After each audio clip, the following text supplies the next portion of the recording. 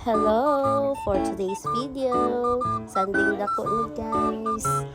So, karon ang among duty for today is nag-grocery para sa tindahan kay tungod wala na mi stock. So, karon nakita niyo sa video nga kung ba novels ang nagkuha kay tungod mo na iyang gusto.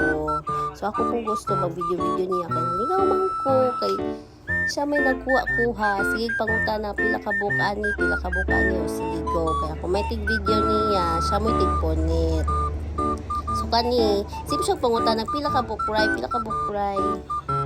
O sige mo na siya kabuok, kwaon. Dahil, igo na po siya mo.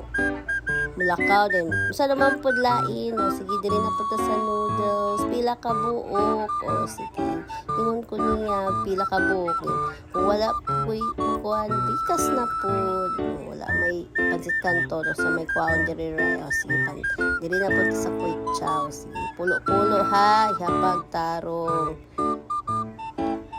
O, sayang nakita. Maura man to. Di. Diretso na mi sa kasyiranan kay ang budget isod kaayo kung daghang puniton wala na yung budget.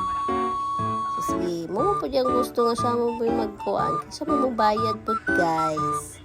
So siya na po magbot lang taon niya presyo sakto ra ba kay antigo man siya gingana siya mo tig-control sa manyo. Sige go na may ni nahulog di po kumupo nito yahay.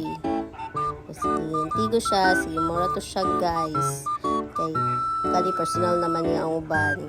Oh, happy na mahuman, guys. Pero siya na po yung mabayad. Siya mo punit, siya may mukuha, siya may muhatag sa kasya. Siya po yung mabayad. Siya tanan. That's all.